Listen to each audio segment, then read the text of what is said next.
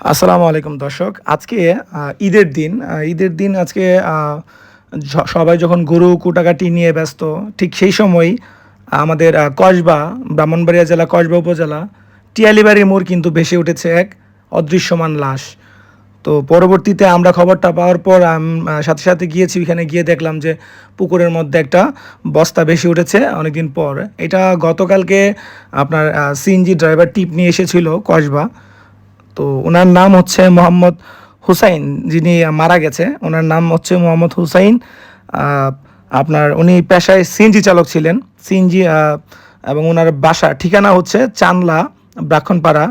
মানে গতকাল কসবায় ট্রিপ নিয়ে যাওয়ার পর রাত থেকে তার আর কোনো খোঁজখবর পাওয়া যাচ্ছে না। তার পরিবার পরিজন সবাই অনেক টেনশনে ছিল এবং আজকে তার আত্মীয়স্বজনরা মানে তার পরিবার থেকে খোঁজ পাওয়ার সাথে সাথেই কিন্তু তারা ছুটে চলে এসেছে কসবা এটা নিশ্চিত করার জন্য এটা আসলে তাদের পরিবারের কেউ একজন কিনা। এখানে আমাদের RTV এবং NTVর রিফাত ভাই আছে, সাইদুল ভাই আছে NTV থেকে, এবং রিফাত ভাই RTV থেকে এখানে এসেছে।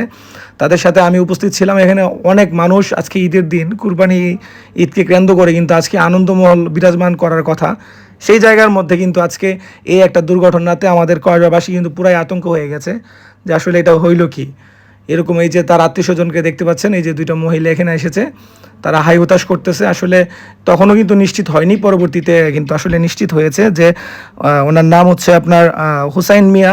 তার বাড়ি ব্রাহ্মণবাড়িয়া ব্রাহ্মণপাড়া চানলা, সিএনজি চালক ছিলেন। তো পরিশেষে এটা তাদের যারা আত্মীয়স্বজন আছে তারা লাশটা দেখার পর নিশ্চিত করেছে যে আসলে এটা তার লাশই। আসলে মানুষ কতটা অমানবিক হতে পারে। আমাদের বর্তমান যে বাংলাদেশ, এই বাংলাদেশে আসলে কি এই জন্যে কি ছাত্ররা এত এত এত ছাত্ররা মানে প্রাণ দিয়েছে, মারা গিয়েছে, আত্মহত্যা হয়েছে অনেক মানুষ।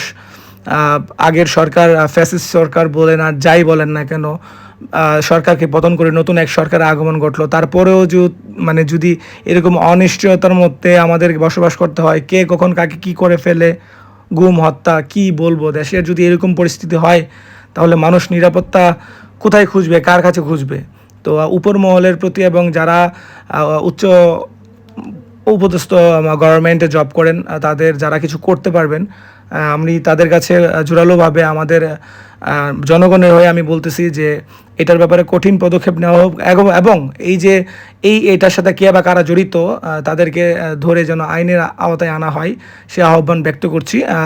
আপনারা আমাদের সাথে সহমত কিনা একটু অবশ্যই জানাবেন, এবং এই ভিডিওটা প্রচুর শেয়ার করে দেন, মানুষকে জানান এবং মানুষের তাদের মতামতও যেন উপস্থাপনা করতে পারে। ধন্যবাদ সবাইকে।